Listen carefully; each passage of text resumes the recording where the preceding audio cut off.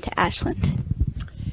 We came to Ashland because we had relatives in Virginia, and we were moving from upstate New York, where it's very cold all year round, and we wanted to move to a warmer climate, and we had in-laws and cousins here, that were friends for the children, and so we just came to Virginia for the family and for the weather.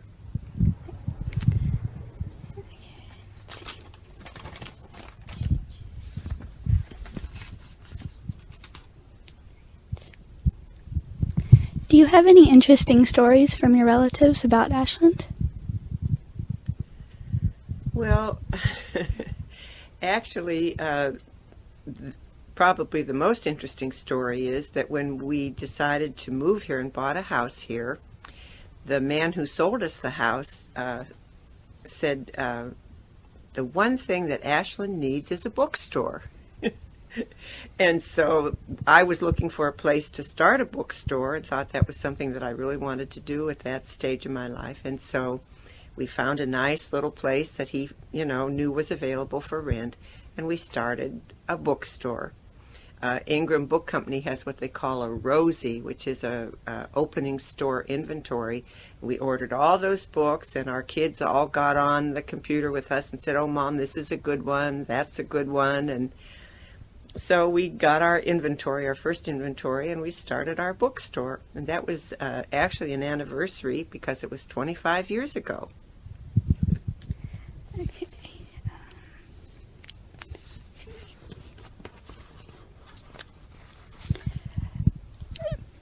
Within the bookstore, have you met any interesting characters or any interesting people?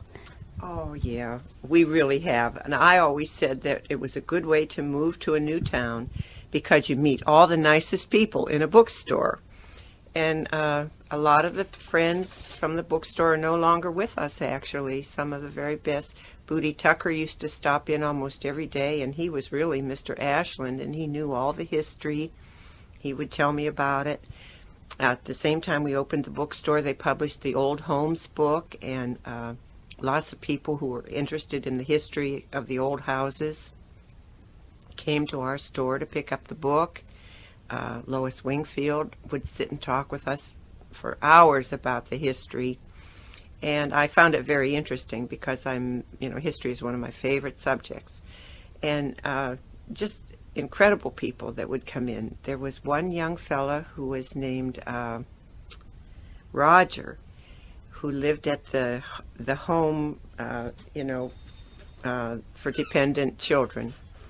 And he used to have a different outfit for every day. He would be a fireman one day, he would be a policeman another day, he would be a cowboy, and he would come down to town, and everybody just loved to see him, see what he was going to be that day.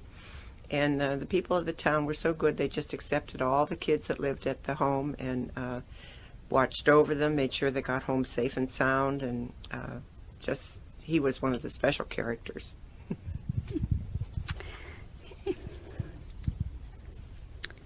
And what would you say that the other businesses around the bookstore, how would you say that they fit into the community?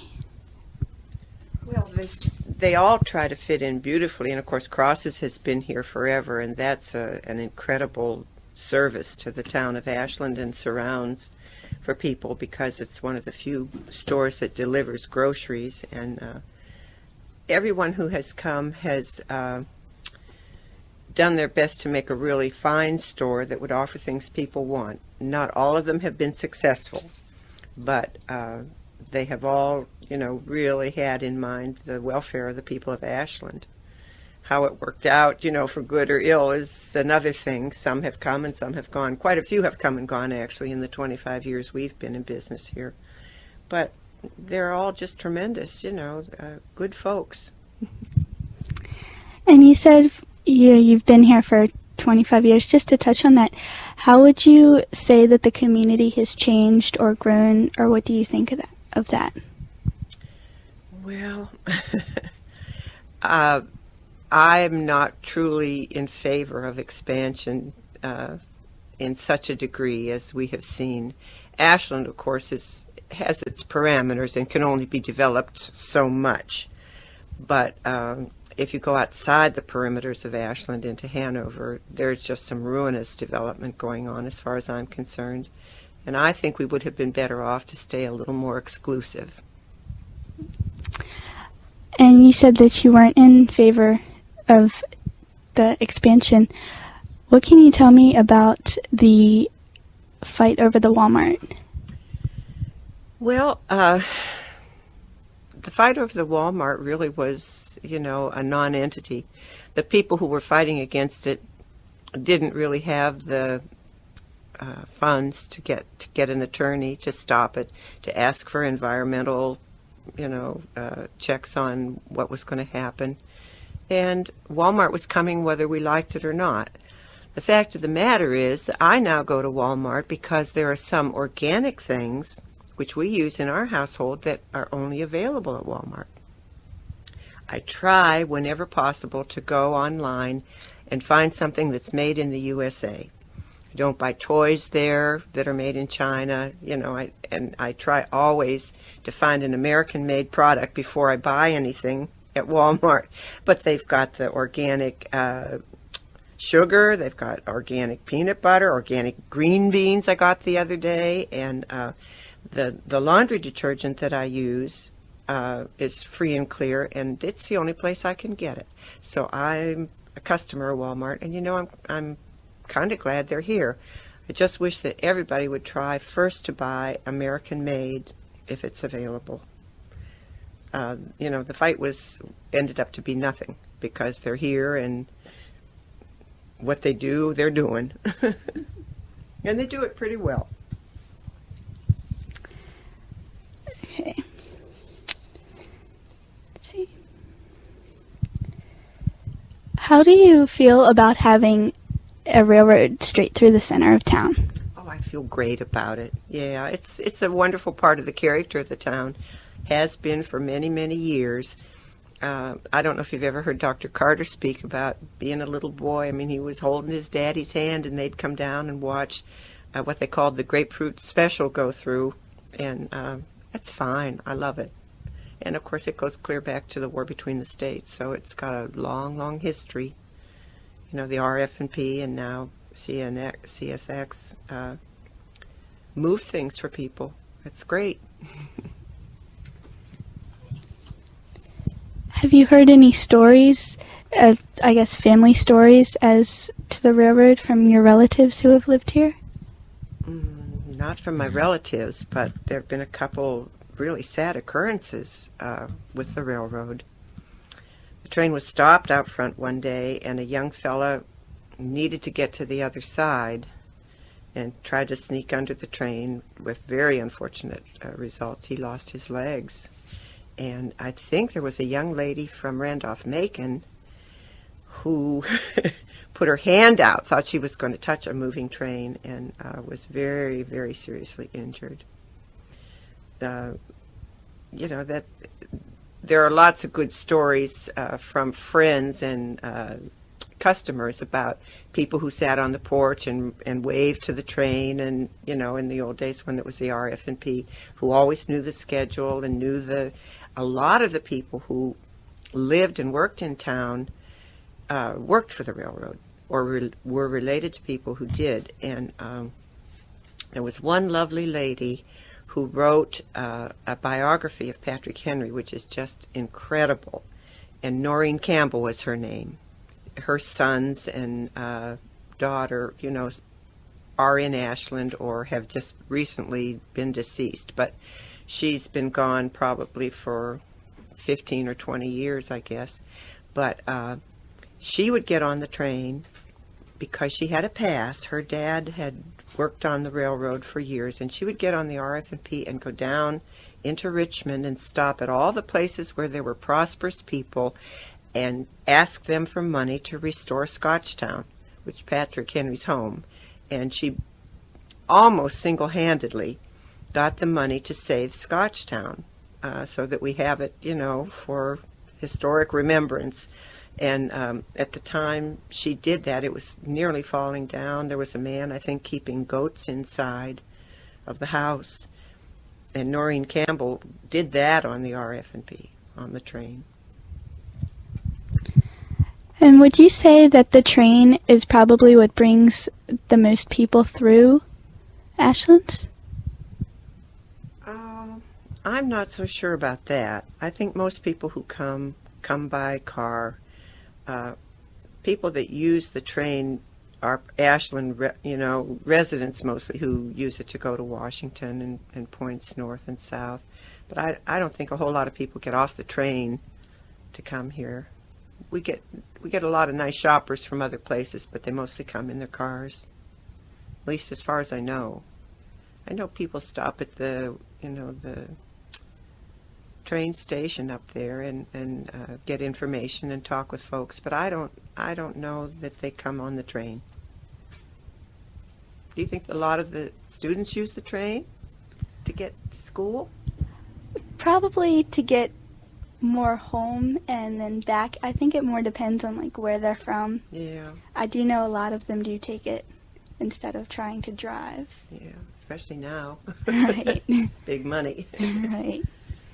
But speaking of the college, how do you feel about having Randolph-Macon in the center of town? Well, it's just fine. It's really nice to have the young folks in town and around, and good atmosphere. And their parents are some of our best customers. While the kids are up at school, the parents come and buy books. I think the kids are a little bit too busy sometimes to do any extra reading, but we think it's fine, just fine. And while you've been here, have you seen any events around the campus or been to any events on the campus that you thought were significant or that you really enjoyed? We've gone up to the theater to see some of the productions, the drama department, and we loved them, thought they were just magnificent, for the facilities that they have and the time they have to prepare. They do a wonderful job. And we've, been up there for concerts and things, but they weren't given by the students. They were mostly, by the symphony but the plays were wonderful. And I'm looking forward to more. I'm sure we'll definitely have some. What would you say is probably in the way of the businesses, for the newer businesses, how would you, such as Ashland Coffee and Tea and Suzanne's and Iron Horse, how would you say they have blended in with some of the older businesses that were already here when they came through? Well, the truth of the matter is, Suzanne's opened the same year that we did. She's actually one of the older businesses now, excluding Cross's, which has been here, as we understand, forever.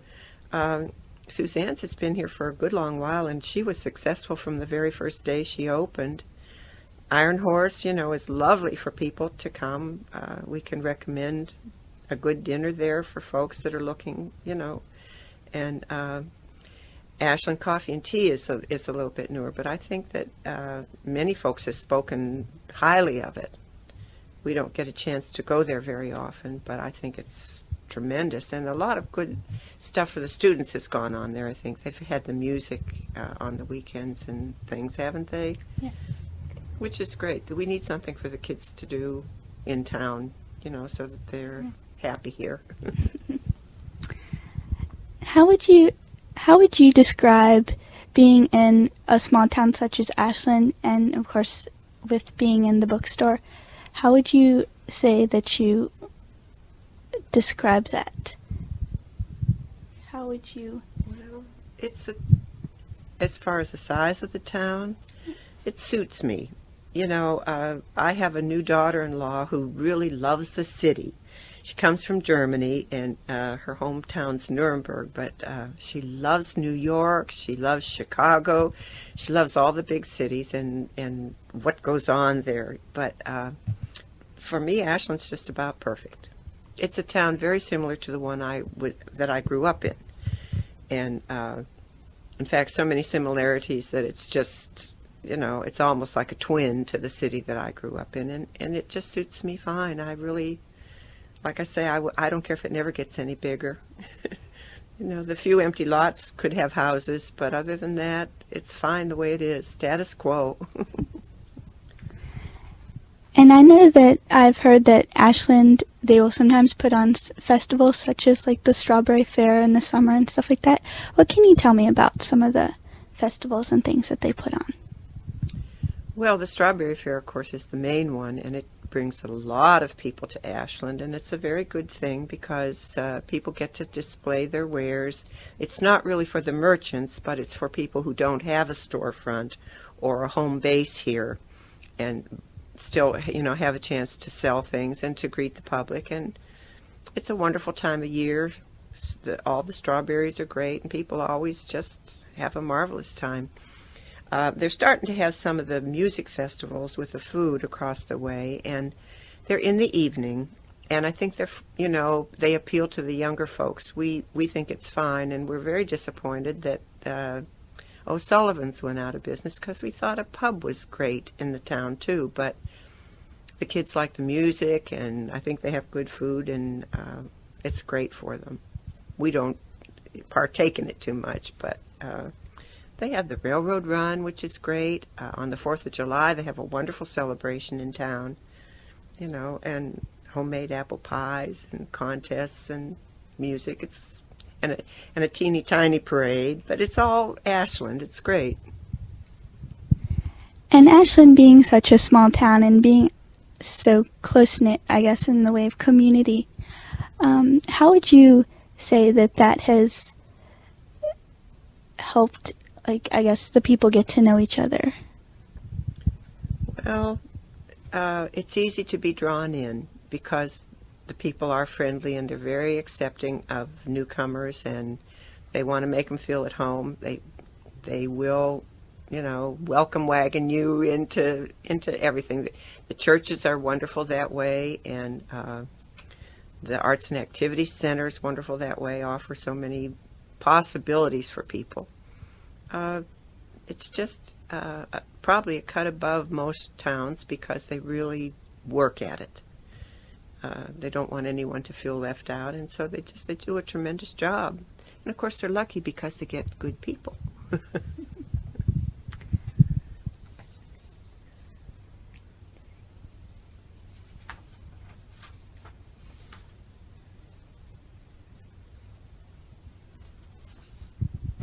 You mentioned the churches. How many are there in the town, and do you have one that you would say is your favorite? Or Well, they don't happen to have a church of our denomination in town. We're Lutheran, so we have to go into Richmond to go to church. But golly, I don't know how many there are. It must be 10. Excuse me. no problem. Bell, book, and candle. 2, 3, 4, 5. There's probably 10 churches. But we go to Richmond to a Lutheran church. Good. Okay. With the fact that Ashland is so small, we've heard people talk about the government and the town government. Mm-hmm. What can you tell me about that? Well, I think it's like any government. They think they're doing the best that they can do for the town. It's not always possible to do what the people think they want, and people attend the meetings. They're vocal about their desires, but by and large, I think they do what they think is convenient for the town. They're not very responsive to the businesses. For instance, we have no place that we can have our trash picked up. The sidewalks are not always clean. There are other services that we would like to have from the town of Ashland, but by and large, we take care of them ourselves. It's nothing major. And I think that, it's like government anywhere. It's got some strengths and it's got some weaknesses.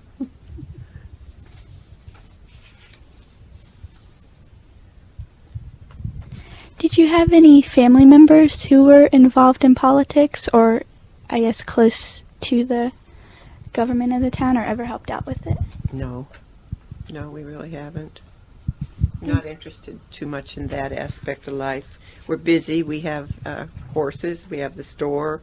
My husband has, golf as a hobby, and I have 10 acres that I take care of myself. So, we just we find out what's going on, but unless it's really something that affects us mightily, we just sort of let it go. And you just mentioned that you had, 10 acres that you take care of. How would you describe, the land and the houses around Ashland? Well, because it is a town, which is rather unusual in Virginia, by the way. A lot of places that you live, you're in the country, and you have a crossroad where there might be a little grocery store and a post office and a auto parts, but there aren't a lot of towns that are like Ashland. So it's unique in that way and very special. It was really one of the reasons why we chose it, because it is a town and offers the town's amenities. And the lots are lovely, and people keep them in pristine condition. They get their leaves gathered up and things. So just beautiful homes, lovely homes, and the folks take very good care of them. It's special that way. And have you ever heard of any stories from anyone, whether it be relatives or just family friends, about some of the older businesses in Ashland, such as you mentioned Cross Brothers has been here, or even such as the Henry Clay Inn? Oh, yeah, the Henry Clay Inn was a wonderful spot, a recreation spot, and there were people living in the Henry Clay Inn who had given up larger homes out in the country, older folks who had come in and actually resided there. And when it burned down, it was, a horrible, horrible disappointment to the town. No one was killed in the fire, but a lot of people lost their home, and it was in the same place right across from the college, and everyone was glad when they rebuilt that much, much later. It's not an exact replica of the old Henry Clay Inn, but the people loved it, and it was a tremendous place. And they liked to have the new replacement, but the old one was quite unusual. A place where people met, to socialize, and I think they had dances there many long years ago, and it was just wonderful.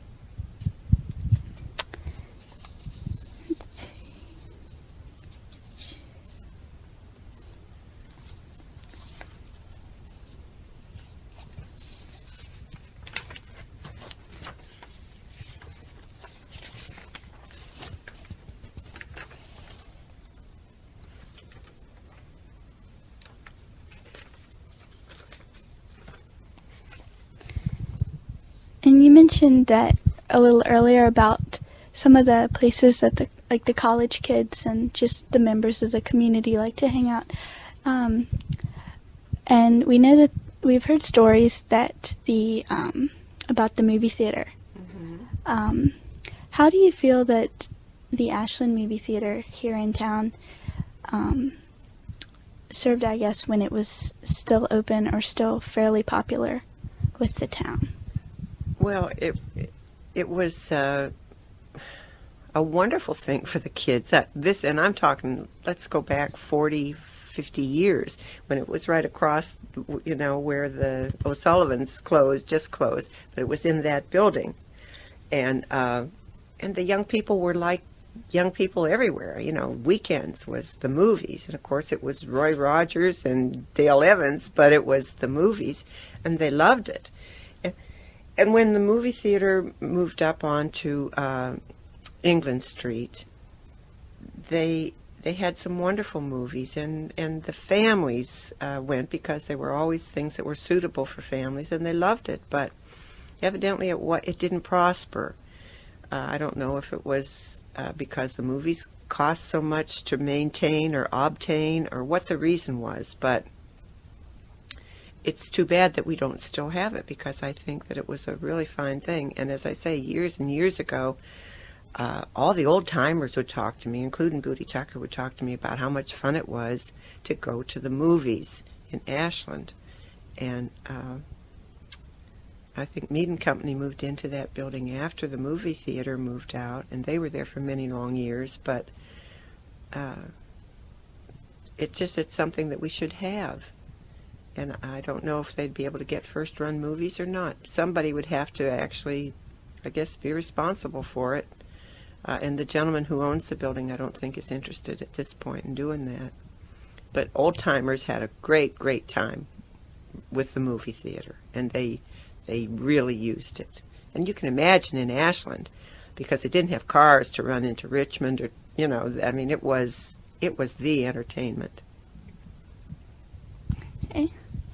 And you mentioned that you weren't sure that the guy who owned the theater was really interested in kind of getting it back into. Do you feel as though, such as the movie theater up at Virginia Center, do you feel as though some of the upscale theaters like around Ashland probably put a damper on the business that it could have done had they not moved in here? Well, I have to tell you a little secret. The last movie that I saw was in 1957. So you're talking to the wrong old lady about movies, I'm sure. I mean, I think the movie theater down there at Virginia Center has more than one showing of films, doesn't it? Isn't it divided? And I think people flock to that place because there's lots of good eating places there, and shopping and all kinds of exciting things. And I assume that would put a damper on the Ashland showing. But if they had good films, you'd think the kids from Macon, instead of running down there, would definitely go to the theater here. And the people in town, too, you'd think they'd use it. I would go. Maybe.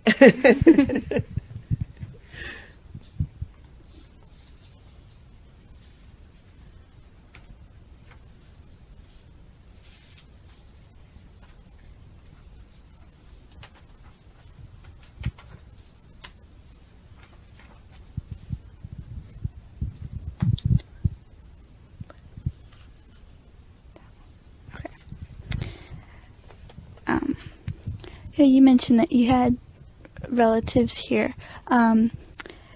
Did you ever hear any stories from any of your relatives, or did they ever have anyone who fought in the Civil War in your family while they were here? Well, as far as stories, my brother-in-law does a lot of metal detecting and has, of course, found a lot of history in the ground and beautiful things. And we, before we moved to Ashland, we rented a home in Goochland, where he went over the land with the metal detector, and we found a horse brass from a Texas outfit, that had the Lone Star on it, and some bullets from the War Between the States.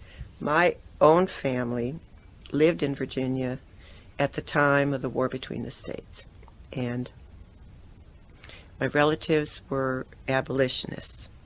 So the family sort of split up. The one brother who was a preacher went north. The other brother who was not a preacher volunteered in the Southern Forces. And so the family went two separate ways. And so until I came back to Virginia, the family hadn't been in Virginia for about 120 years. But people tell incredible stories. Trying to think. Lois Wickham has a portrait of a relative that was slashed by a Union cavalryman, with a sword. They went into the churches with their horses and broke the pews and destroyed the Bibles. There's one farm out at Hanover Courthouse where they actually took the family pet dog when they left. They gathered up the horses and everything, took all the food that they could find, and took the family dog. So when people from the North speak about the war, they come at it from a totally different angle than the people who lived with it and whose relatives experienced these things. At Hickory Hill, Robert E. Lee's son, was wounded and came there to recover, and there were quite a few skirmishes in Ashland, and there were troops that were stationed here up around Racecourse Avenue. I read a book about a lady, and I knew her relatives because they still lived in the confines of Hanover, but she was in Washington when the war started, and she knew that all of the Southern sympathizers were going to have to come south, and nearly all of them came to Ashland. And she lived in that second little house that's over on Virginia Street, and she rented the whole house, and she actually brought her piano down with her from Washington. And then so many people came that she decided she could do with the first floor of the house, and she would let somebody have the second floor of the house. And then so many more people came that they finally ended up, each family had one room in the house. And Ashland was just overflowing with people who had come from D.C. and points north, who had to get back. So Ashland was really a stopping place for a lot of refugees.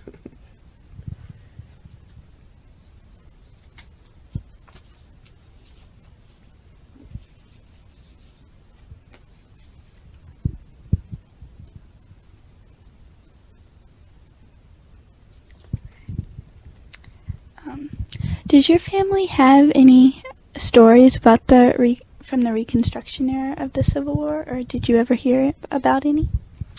Well, basically the only one I ever really remember hearing was from Pettis Miller, who's a longtime Ashland resident, and her great-grandfather was a Union officer, and when the war between the states was ended, he loved Virginia so much that he came down here and established his home and made a fortune in timber. And that was during Reconstruction. And, of course, she's considered now soul of the South, but her great-grandfather was a Yankee and came down. And this happened in a lot of cases, but that's the only one I know of, actually, that was a story from a resident. It was tough times in Reconstruction, and a lot of people didn't have enough money to, pay the taxes on their property. We had some estates of books that we got that had a lot of things tucked into the Bible. Can't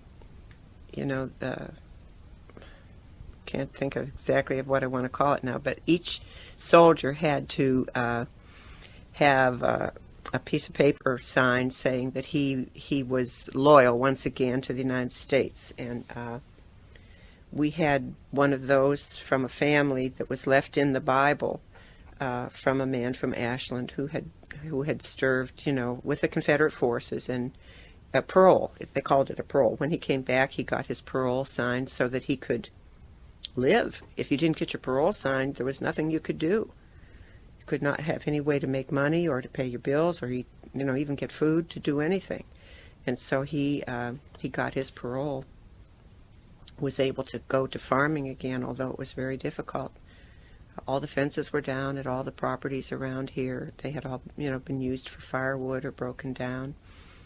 People in the outskirts out at Hanover Courthouse, I know, had no salt whatsoever, so they went to the smokehouses and actually got salt from that had been accumulated for years and years and years on the floor of the smokehouses, and used that salt because they were so desperate for salt. They had none.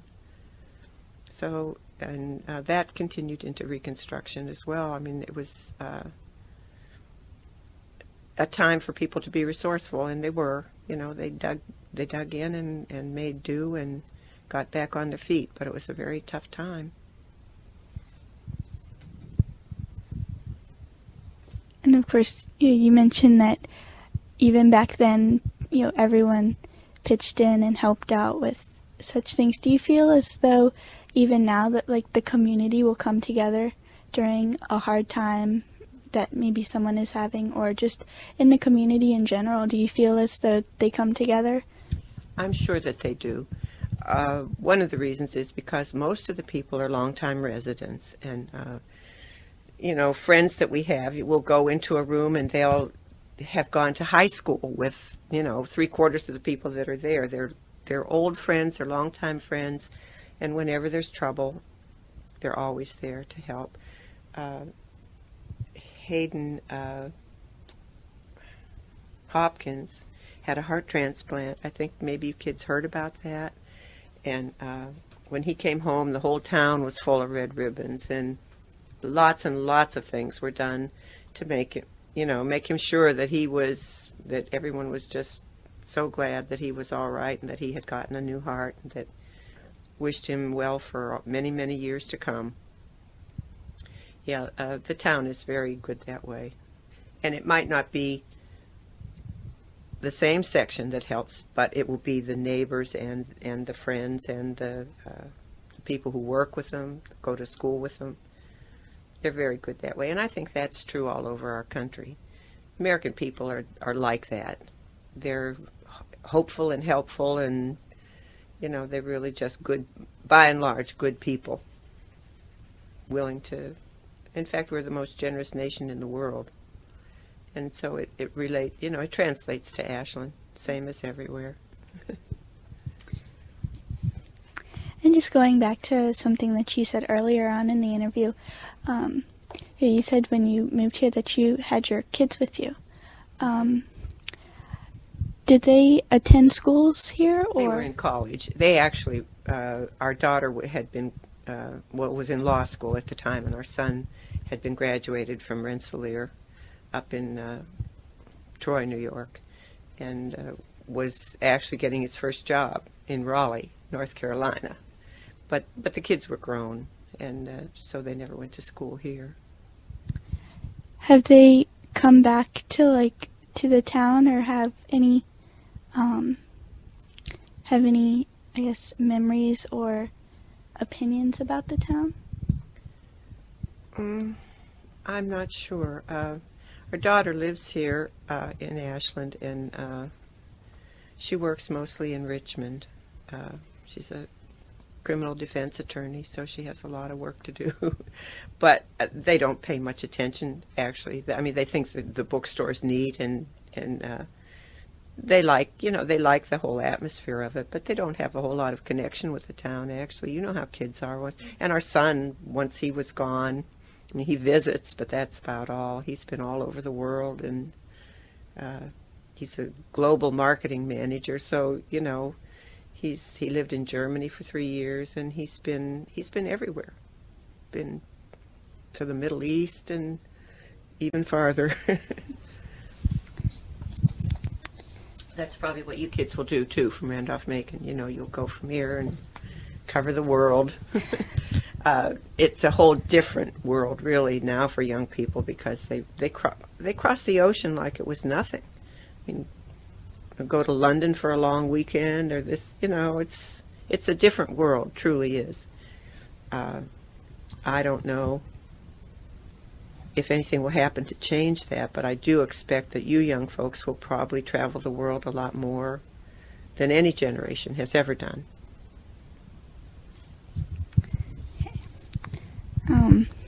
Did you have any family members or friends that attended Randolph-Macon? Oh, Lordy. Same thing. Everybody in town really has attended Randolph-Macon. Yeah. Good stories about basketball players, and people that came back to be professors, and Kathy Bach, who's in charge of the library across the way, was, there are just tons and tons of Randolph-Macon people, and belong to the Ashland Women's Club, and there's really a close association with Randolph-Macon, with the members there. Nearly all either work there. Barclay DuPriest is a member, and who else? I'm trying. Dr. Gilman is a member, and they just intertwined totally. Yeah, there's a ton of them. You know, the other thing is that interesting that during the war, they had some servicemen who came here to Randolph-Macon, and I think it was probably just after their induction into the Army, and they came here for training, and quite a few of the ladies in town married those fellows, and they're still here, you know. I know Sarah Wright married Louis, and he had come into Ashland to Randolph-Macon as a serviceman. And Liz Stiles, Joe Stiles was one of those, and he has done an incredible one of those histories for that project that they're doing for the World War II veterans, and talks so beautifully about his service in the war. But he's still here, and of course they own Lux Chevrolet, and they talk about the house that was over just off of Route 1 and 54, where there was a wonderful, a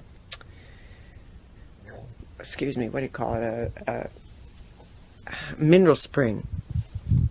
And there were tons of mineral springs in Ashland, and it's fun to hear people talk about those, too, about the different places that they went to drink from the mineral springs. But I was wondering if that one is still there. That's something you kids ought to try to find out, because now it's that bank that's on the corner of 54 and number 1 Highway, and then probably the next building, too, would be on part of the land that encompassed the farm. But down in back of the house that was there, which has been moved here to the Railroad Avenue, you knew that house was moved.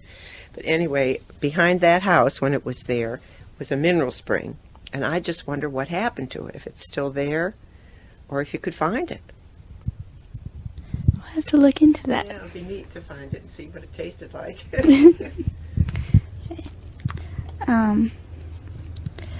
In the way of, like, some of the houses, I know that, like, the college will sometimes buy some of the houses around for certain certain aspects of it. What do you think about the fact that they have bought these houses? Well, I think they've bought enough, but I think that the ones that they bought, they have kept in tremendous condition. Some of them they have, refurbished that were in need of it. Folks who had the houses thought they were too big and too hard to keep, and were thrilled at the chance to sell them to someone who would maintain them.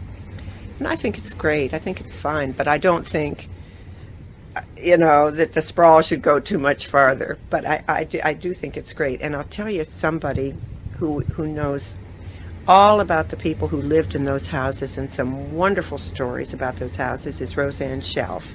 I don't know if she's on your list or not, but she definitely could be, because she knows the history of every house on the Railroad Avenue.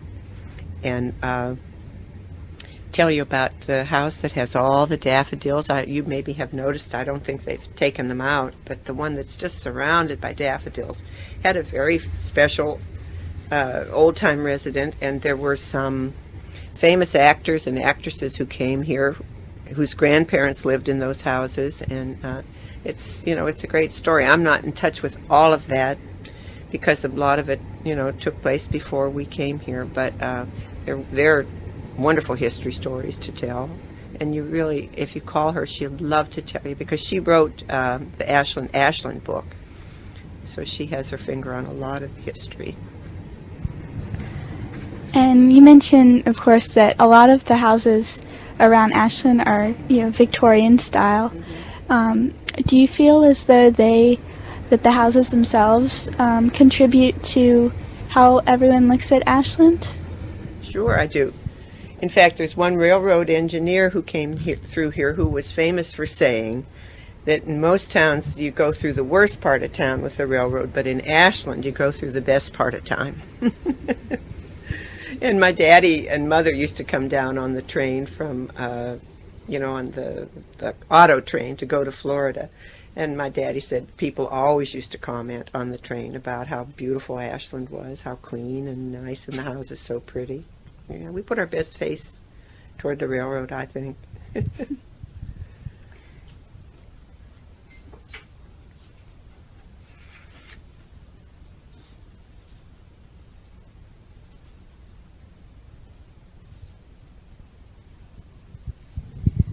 Did you have any relatives who were around Ashland during the Depression, or anyone who? No, I really didn't. That's a period of time that, we didn't have much association at all with Ashland.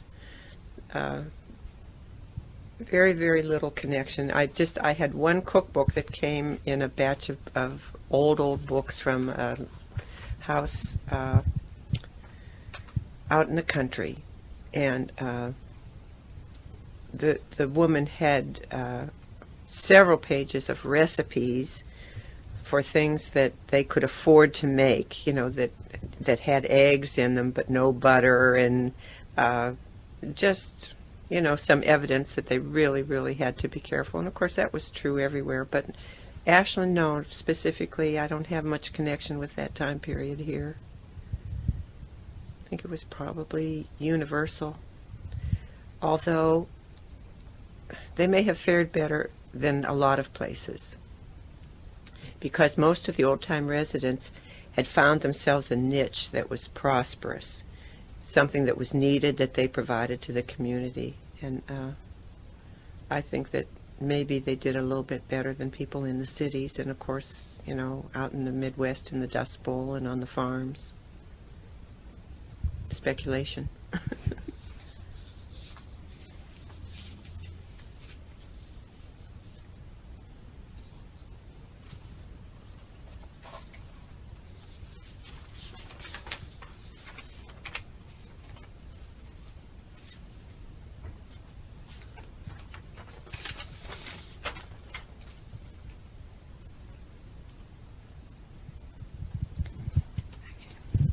How would you say that the incorporation of the areas surrounding Ashland, such as Hanover and some of the other areas, have affected Ashland? Well, probably for the better financially. I don't know that they've benefited that much, but I think Ashland, of course, has, by the income, the tax base. Other than that, the same thing. It falls into the political arena, which isn't of a whole lot of interest to me. I think that sometimes a smaller area can govern itself better and knows better the needs and wants of the citizens than a larger area. I think we have some cooperation on some projects actually with Richmond, but I'm not familiar with them. It's something that it's a ho-hum to me.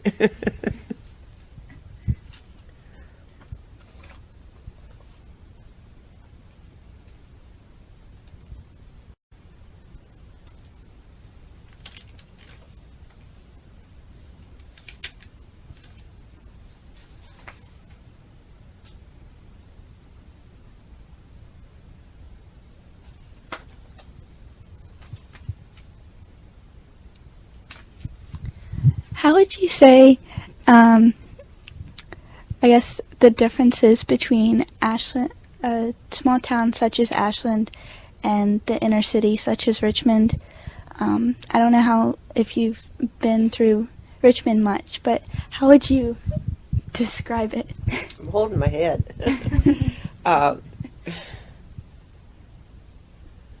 The problems with the city of Richmond are enormous, and I think that those people who are responsible for the way things are run are trying very hard to make a difference and to improve them. But I tell you something, it's an uphill battle in Richmond. There's no comparison, none whatsoever. And Ashland and Hanover actually are experiencing some changes in the way things are done because of the development here that approximates what you would find in a city as far as the spacing of houses and facilities and things that are offered. There just isn't any comparison. Richmond is a city in agony. A city that needs a great deal of care and a great deal of thoughtful work and consideration. But Richmond is difficult, very difficult, and I hope that Ashland, won't become like Richmond, because the problems are almost insurmountable.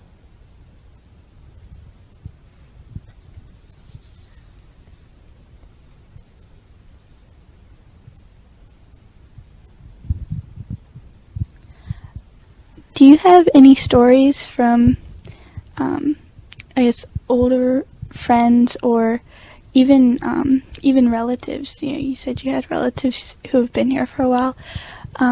We heard in class about how Randolph-Macon, when it was first built, I guess they didn't have some of the facilities that they do now, such as like the commons area, and that. Right. Did the town of Ashland, did they ever have like people who helped out with the college, or in the way of like with the students?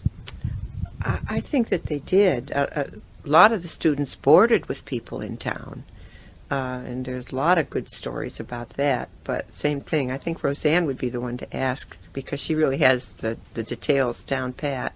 But, they did, yeah. And I know that in Wash Frank Hall they used to have debates, and they had wonderful oratorical groups, and everything about the time was gentler. And, I know that they had dances and things, and that, of course, the girls were delighted to go up and associate with the boys from Randolph-Macon. And I think it's always, in fact, it might have been even a gentler, more supportive relationship in those days than it is now. I don't think that the kids now need the town as much as they did at that time. But I know that the associations were very close, and a lot of the professors opened their homes to students who came, and the students would board with the professors, maintain lifelong relationships. That, it was really an affair of great friendship.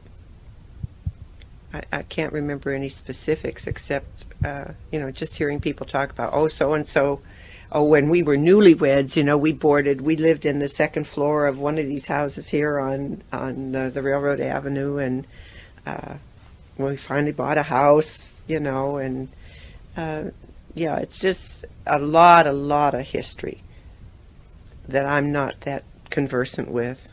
Somebody will be able to give you a wonderful fill-in on that, I'm sure.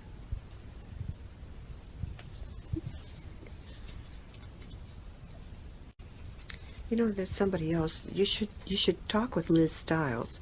You should call her and ask her if she has time for an interview.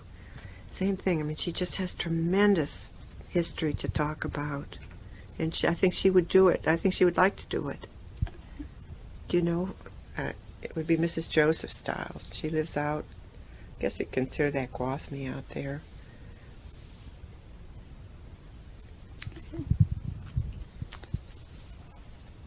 Get that?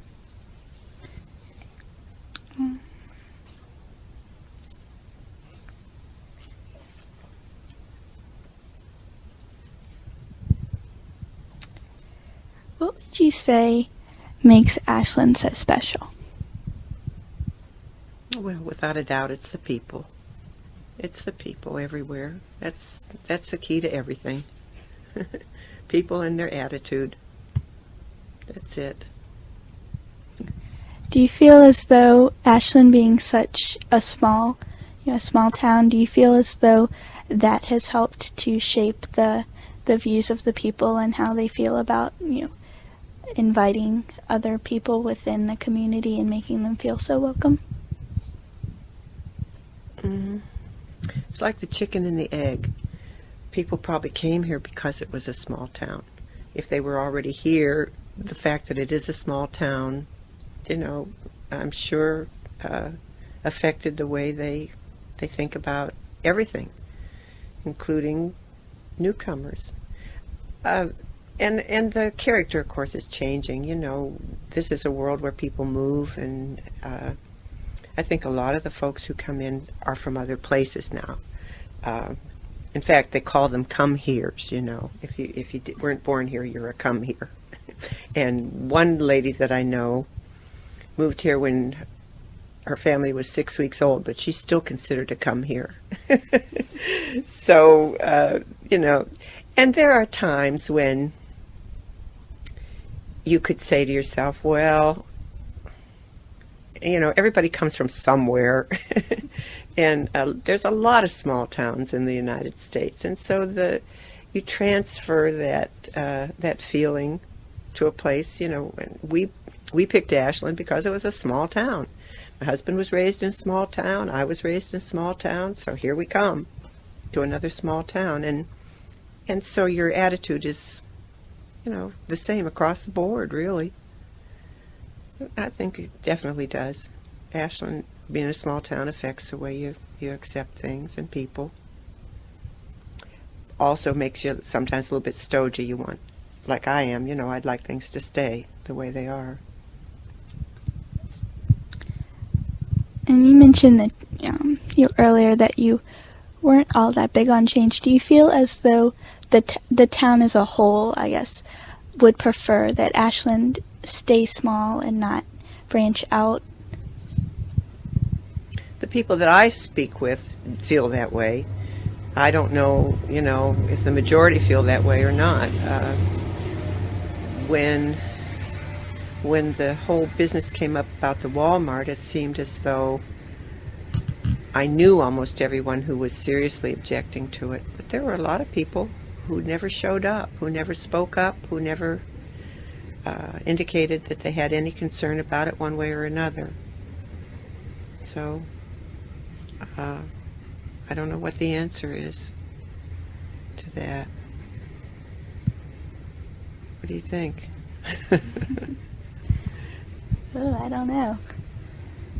And I think it could be almost anything. I mean, it is a small knit community, and I think that once you get used to it, you don't really want it to. Yeah, now some of the change. people who have been here for a long, long time, whose family have owned businesses, think that it's grand. You know, they think that the newcomers who say Ashland shouldn't change are very wrong. That we should always be open to change. And I don't know, I think that it could be done in a more sensible manner. For instance, instead of trying to place something at the corner of number 1 Highway and Old Ash Cake Road, why not go back behind Walmart, which is already basically ruined as far as real estate is concerned, and go over there instead of trying to plant yourself in the middle of a part of town that needs some elbow room. And if I were the boss, that's what I'd make them do. But you know, not everybody is concerned about it. Some people just want the growth to be sensible and controlled. And there's no way to stop it. This is how it's going to be. This is what's going to happen, like it or not. And sometimes it's a very bitter pill, especially if it comes next door to your place. You know, it's the idea of not in my backyard. But when they allow this development, they always say people are entitled to do whatever they want with their own property. What they fail to take into consideration is that they're also doing it to your property, and they're not paying you for it. They're just making, you know, what they want come into fruition, but don't care about the surroundings so much. If we could just be sensible, growth would be fine, I guess.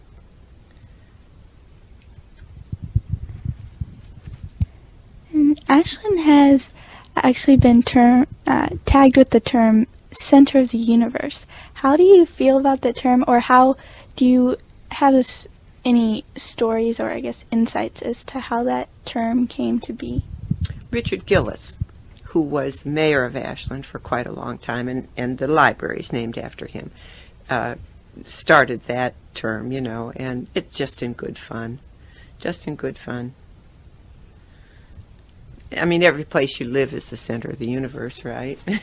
We carry the center center of the universe inside of us. So wherever we go, that's it. But Dick Gillis is the one that started that, and he was a well-loved figure in town. He was a great big guy and went around wearing a cowboy hat and boots, cowboy boots, And as you can imagine, he was quite a character, well-loved, and very much into politics. Lifelong Democrat, and just a great guy. But he thought that Ashland was the center of the universe. And everybody was quick to pick it up.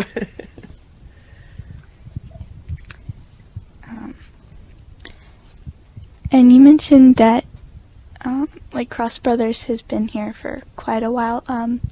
Do you know of any other, I guess, older businesses that maybe were here that aren't here now, or have you heard of any? Yeah, for sure. Loving Ford was a very prosperous and wonderful business, and a beautiful gentleman whose daughters still live in town started that business when Ford was brand new, I think they actually have a Model A and a Model T still from the time when they had the when they had the Ford Motor Company. And it was on the corner of Robinson, actually, and England Street. The dance studio's in one of their buildings now, and dresser drawers in one of their buildings, and that business was eventually sold, and of course it has moved out to Number 1 Highway, which is the motor mile now, actually, in Ashland. It's just about all you see out there. New cars and junk cars and cars of all kinds. But Ashland Ford was one of the places. And I think it started about the same time that Luck Chevrolet started. So this was one of those things where one of the old-time residents found something that was prosperous, took a gamble, and did well with it. When we bought this little building, we had the wall cleaned. There's a brick wall behind this shelf of books here, and there's a advertisement on there for flour. So we know that the building next door was probably a grocery store at one time, but we don't have any record of it. And this was an alleyway, actually. And a little old man who wanted to make a shoemaker shop put a roof on and a door in the front and the back and made this alley into a building. And that's probably nearly 60 years ago.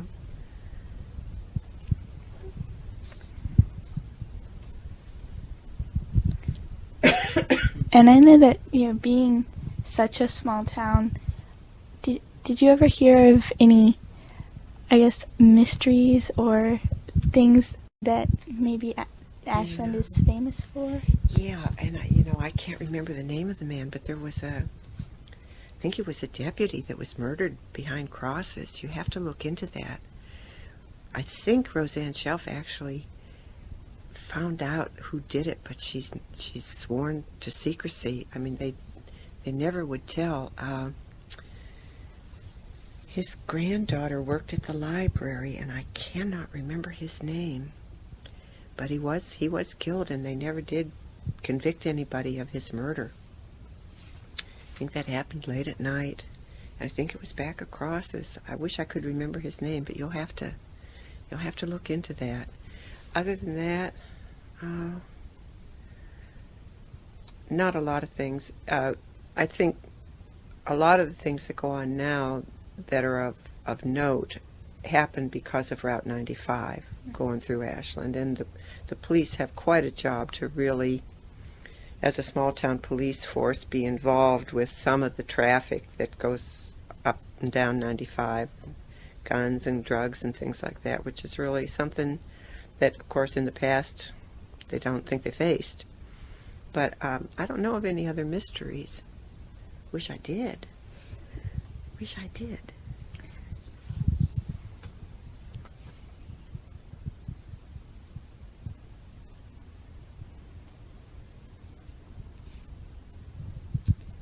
And you mentioned that Ashland's police forces, can be busy at times with, you're 95 right out there. Do you feel as though having 95, Ashland gets, I guess, a lot of tourists or just a lot of visitors throughout that will come? And have you ever had any come through? Yeah. Oh, sure. We get people off that have come off of 95. Actually, once in a while we get a truck driver who will stop and wants something to take home to his children, you know, buy kids' books or something. Sure. And 95 is actually outgrown itself, but the number one highway was the way to Florida in years gone by. In fact, we actually took the number one highway to Florida when my children were like this. You know, we had a brand new Buick station wagon, and we decided to take a trip. Yeah, 95 is incredible, you know, for the businesses, I'm sure, for the gas stations and Cracker Barrel and all the different places. And the hotels and motels seem to really prosper. I mean, they keep building more, so they must be doing all right. Yeah, it's an amazing thing. I guess one thing that we haven't really touched on is, what would you say you like best about the bookstore and about being around in Ashland? Well, the best thing I like about the bookstore is the people that I've met, the customers who have become good friends. And some of them have been customers since the day we opened the door. So 25 years is a long time. And, of course, you go beyond just selling books to somebody. You know, you get to really love folks and appreciate them, learn about them.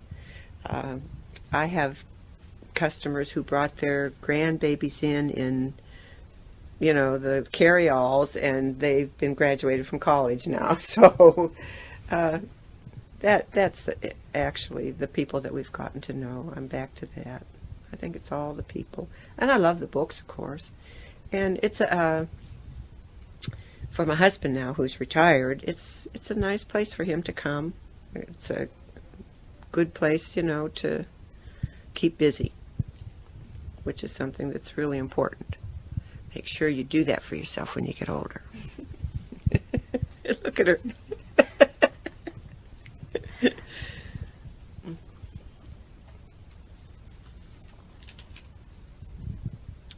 Would you say that Ashland is becoming more, I guess, young in the way of community, or do you still feel as though the community still has some of its older history and, I guess, older residents that have been here for a while? Do you feel as though it's being taken away?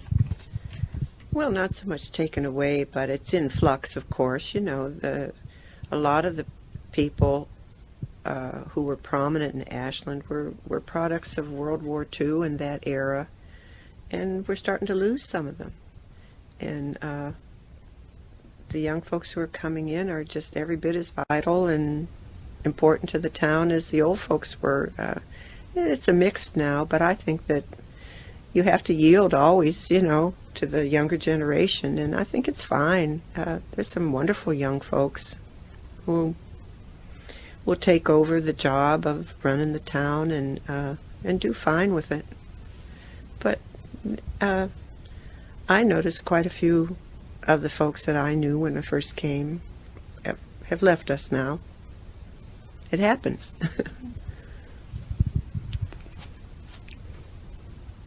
And what can you tell me about Ashland now as opposed to when you first came? How has it changed, or how has, like, the community itself changed?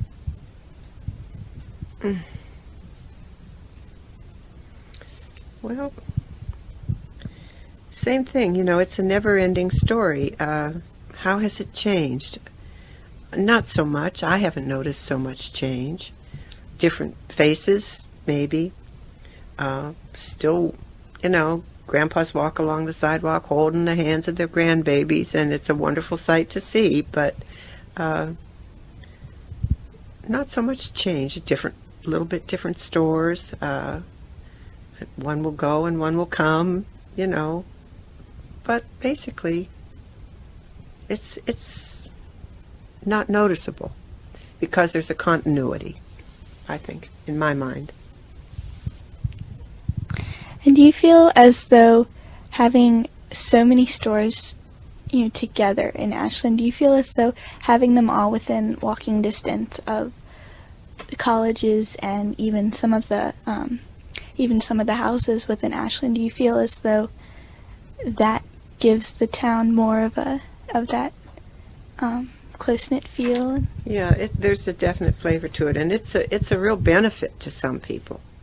A lot of people really, really want a house within walking distance of downtown.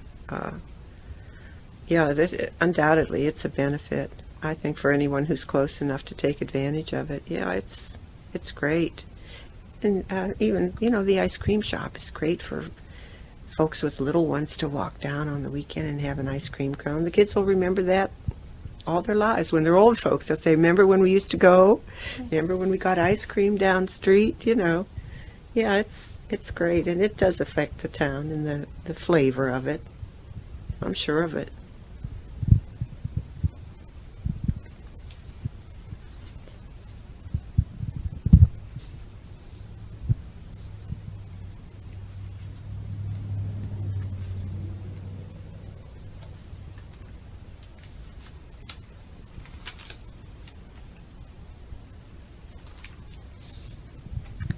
And in the way of, I guess, some of the older history, did you ever hear of any stories of how Ashland was with the Civil War, like when they were divided up, about any segregation or anything such as that? Not really. Not really, because I think, slavery was certainly an evil to the people who were caught up in it, both sides.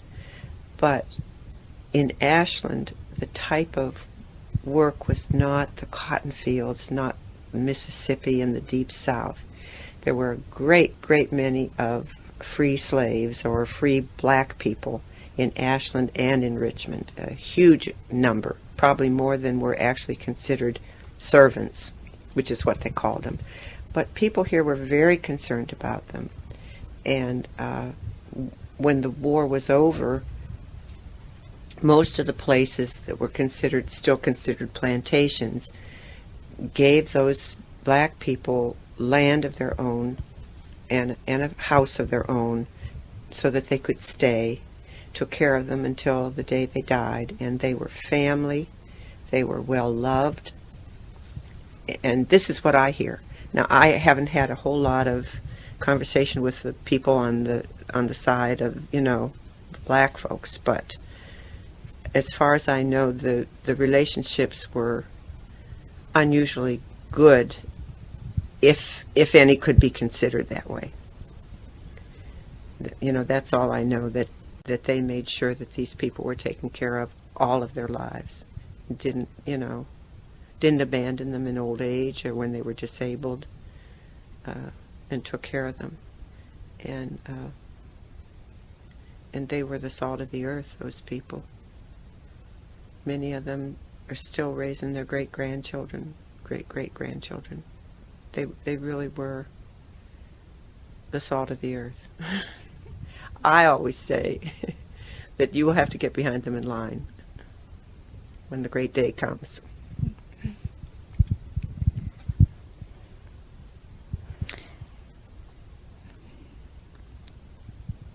I guess one question, you mentioned that about the Victorian style houses and such like that, and that a lot of people will keep them up and keep them pretty. Do you feel as though having, you mentioned that you have 10 acres, do you feel as though having that land and everything is one thing that makes Ashland unique, that it has all the land and well, you've touched on a very sore spot, because it's disappearing. There was a 150-acre plot next door to my land, and a real estate developer has come in there, and of the 150 acres, the only place you could find to put 24 houses was right on my property line. So to me, nothing will be sacred anymore in the way of land or acreage in Ashland or Hanover. It's a bygone day. And where money's involved, you really don't have any say-so. The planning commission and the board of supervisors really don't care. Once you own a piece of property, you're ex post facto. The next guy coming along is the one who's going to be given the consideration. Not a reason in this world why they should have allowed it, because there are plenty of programs where you can deed your land to the Virginia Outdoor Foundation and keep it wild forever. It was wetlands, and they had to go through a lot of trouble to get permission to develop it and put in sewers and chase out all the deer and the antelope, and so that is something that we have lost. It's not in the town of Ashland, actually, just outside the town. More, I guess you would say, Hanover County, but our address is Ashland, and our hearts are broken because of the development.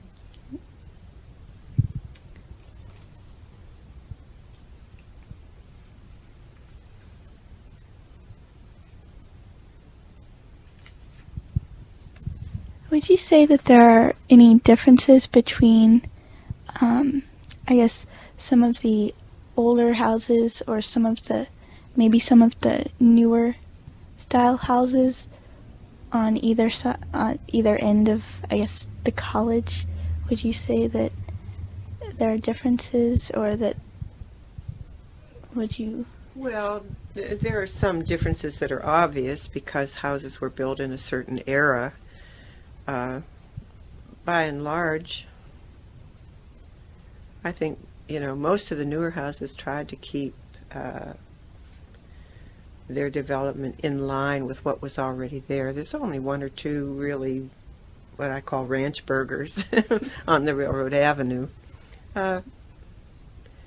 Pretty much pleasant. And there's a lot of other streets in Ashland that are all newer homes that are lovely and have developed in the same way as a cohesive unit, because the houses are of the same era and are very much alike, but still, comfortable and lovely and well kept.